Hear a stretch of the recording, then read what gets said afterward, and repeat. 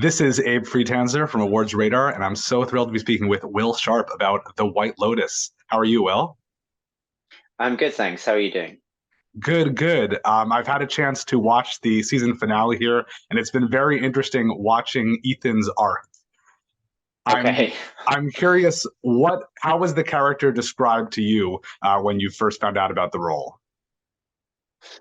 Um, so I knew that he was somebody who had recently made a lot of money in the tech industry and that he was kind of this coding wizard.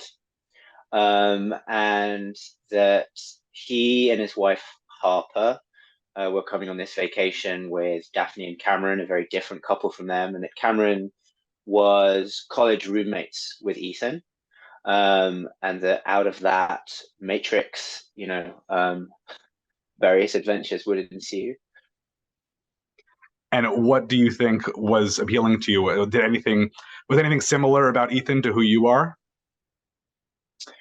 Um, I mean, you always have to find a way in. And I think, one of the many interesting things about this series is how it looks at kind of male behavior and sort of toxic masculinity. And so there are many scenes which are uncomfortable for the characters and I think uncomfortable for the audience. And, that's one of the things I admire about Mike is that he's really not shy about, examining all the gnarliest, messiest aspects of human relationships. But I guess my job as the actor would be always to try and find some kind of reasoning behind it, try and work out where does it come from. And so I felt like, even if there are scenes where Ethan is behaving in a way or saying things that I wouldn't necessarily approve of, I needed to find some kind of justification for it, I guess. And ultimately, it always felt like it was down to this central question of where are Ethan and Harper at in their relationship?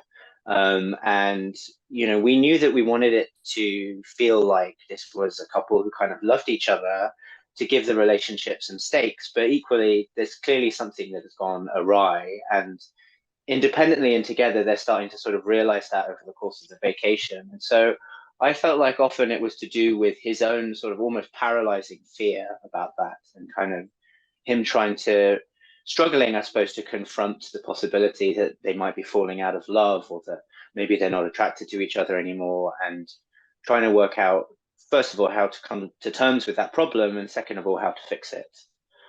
It's also, I think, much easier always to criticize someone else and someone else's relationship. And so to be able to see this model for both of them of what they didn't want, I think is very interesting.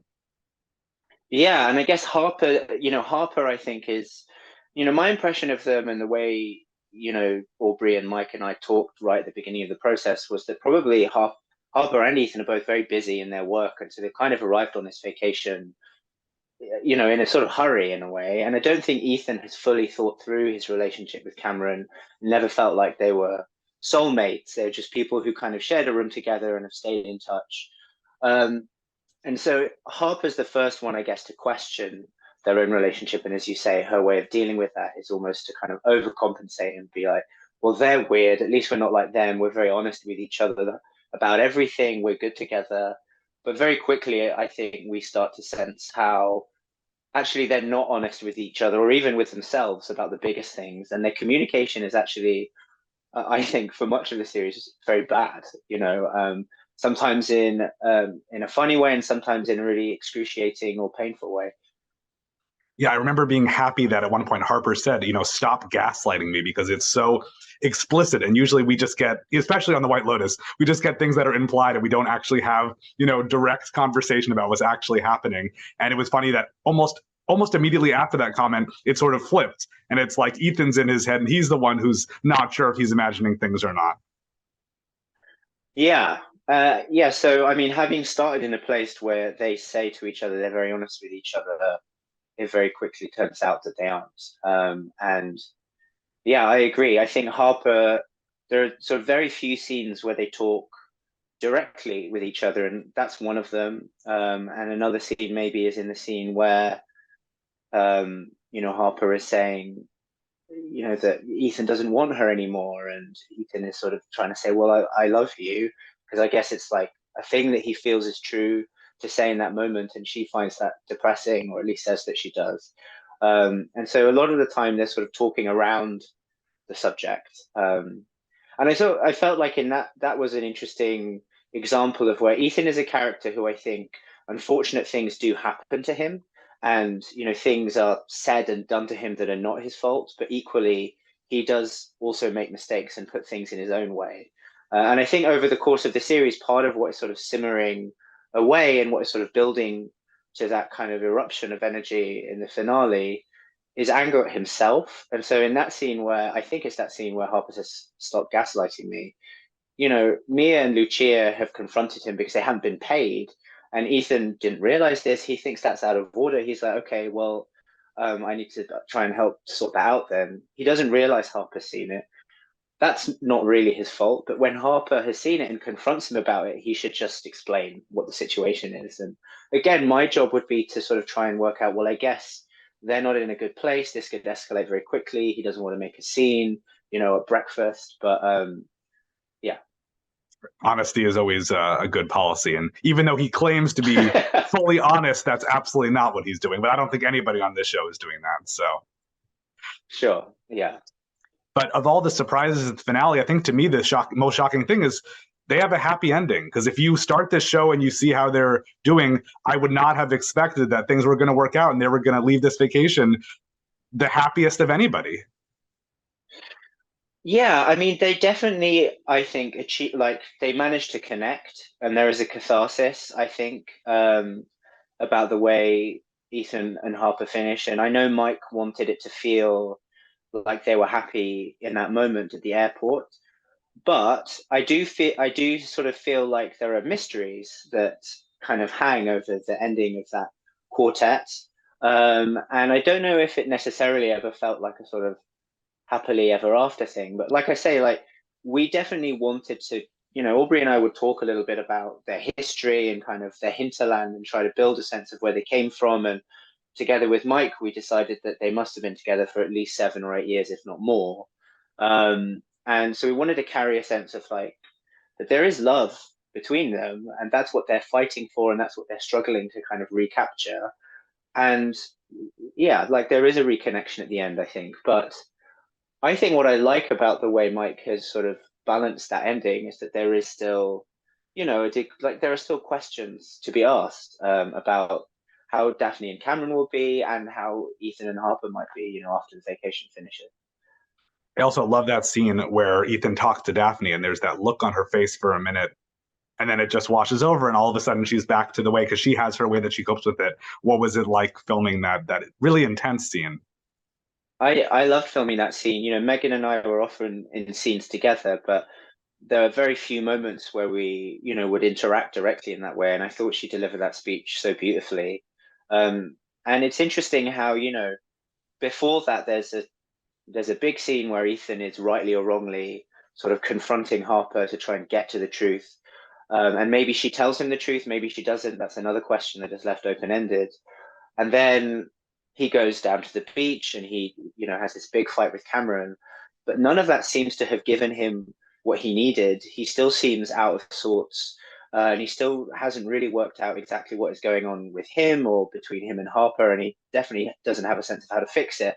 And I think what he gets from Daphne is a sort of moment of connection and something about the sort of self-awareness that Daphne has and the way that she has found a way, sort of an accommodation with herself and the way that she lives.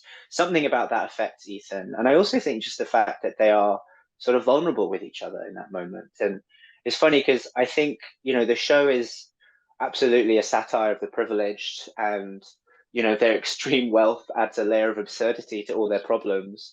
And it's also about gender politics, gender roles, and sexual politics. And I don't know if this is just because I know the cast, having sort of met them in Sicily, but it's funny, like when I'm watching it, I sometimes also just see a kind of series of interestingly drawn characters all kind of yearning for some kind of connection. And that is a moment of connection. And that seems to be the thing that means that Ethan is able to sort of regather himself and go back to Harper and kind of give her what she wants. And because he hasn't been showing up for his marriage for the majority of the vacation. And this show, the season 2, does have some pretty prominent British characters, but it also has 2 prominent British actors playing American best friends. Do you feel like that's an important thing? If these characters were not American, would that be very different?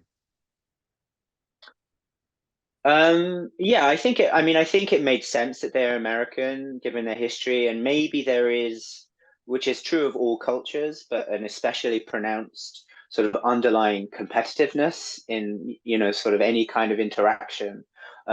Certainly in that sort of tech bro world, maybe, and people who work in finance. Um, but yeah, I mean, it was fun to play an American character and to try and get into that American headspace. And I mean, I work with a dialect coach on the accent, and I grew up in Tokyo, so I went to an international school. There were lots of Japanese American kids around, or American teachers. So when I arrived in the UK as an 8-year-old, I actually had a sort of slightly mangled hybrid, slightly Americanized accent anyway. So it's an accent I'm relatively comfortable in. But yeah, it was a lot of fun. And while I'm sure you got to know a lot of the cast, you don't get to appear on screen with everyone. Is there anyone, any character that you really would have loved for Ethan to have some reason to interact with that didn't happen? Well, I mean, I guess, Tanya is an iconic White Lotus character.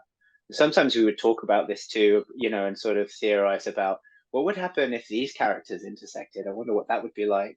Um, but yeah, one of the really lovely things about watching the series back is how, you know, we got to know each other off set and we got quite close as an ensemble, but because the stories don't really intersect that much, often you wouldn't really have a sense of what other people were shooting. So watching it back, I was able to just really enjoy and delight in, the work that everyone else was doing. And I really can't fault anyone. I think it's such a strong ensemble.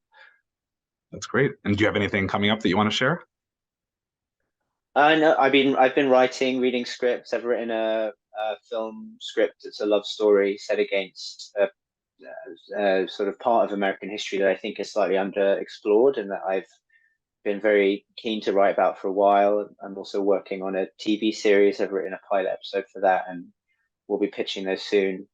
But yeah, Awesome. Well, I wish you luck with those projects. Thank you so much for taking a few minutes to unpack Ethan's journey with me, and I look forward to of speaking again course. sometime in the future. Thank you.